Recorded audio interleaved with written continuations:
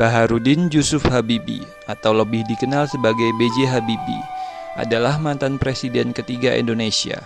Lahir di Parepare 15 Juni 1936, beliau merupakan salah satu tokoh panutan bangsa.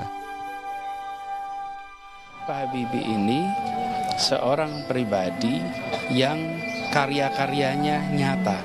Pada saat beliau bertugas, pada saat beliau bekerja penuh dengan caci maki, beliau yang memberikan kebebasan media.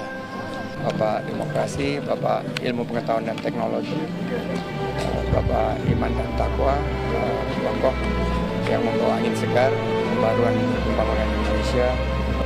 Beliau juga ketua Dewan Kehormatan Partai Golkar, dan beliau itu konsisten terhadap Partai Golkar. Tidak ada gunanya Anda IQ-nya tinggi, tapi pemalas. Tidak memiliki disiplin, forget it. Yang penting adalah Anda sehat, mau berkorban untuk masa depan yang lebih cerah. Dan Anda konsisten, bekerja keras, berdisiplin. Nilai akuntabilitas B.J. Habibie terwujud dari bagaimana kepercayaan yang besar diberikan kepada beliau dan bagaimana beliau menjalankannya dengan integritas yang tinggi, konsisten, jujur, dan bertanggung jawab.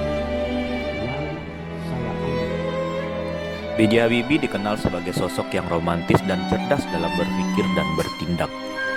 Tidak hanya piawai dalam dunia pesawat terbang, namun beliau mahir melihat kondisi ekonomi Indonesia pasca krisis moneter. Beliau berhasil memotong nilai tukar rupiah terhadap dolar dari Rp17.000 per dolar AS. Nilai tukar rupiah meroket naik pada level Rp6.500 per dolar AS. Nilai yang hingga saat ini belum dapat dicapai lagi di era pemerintahan setelahnya.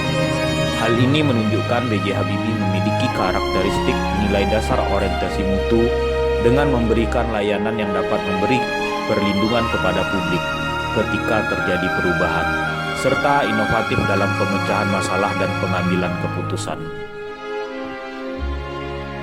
Di dalam melaksanakan pekerjaan, B.J. Habibie berpegang pada prinsip rasional, bertindak konsisten, dan berlaku adil.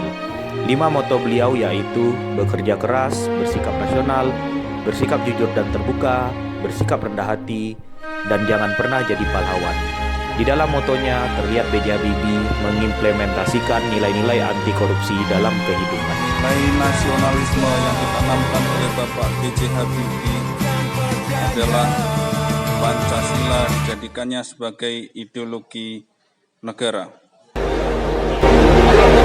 Pancasila bukan representasi sekelompok orang, golongan, atau orde tertentu.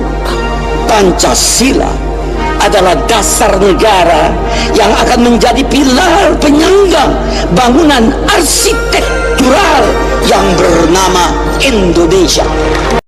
Nilai etika publik yang ditanamkan Bapak B.J. Habibie adalah taat perintah, di mana Bapak B.J. Habibie diperintahkan untuk pulang karena situasi dan kondisi keadaan Indonesia, kemudian menggantikan Bapak Soeharto sebagai Presiden Republik Indonesia. B.J. Habibie menjadi sosok yang patut diteladani dalam penerapan nilai-nilai aneka.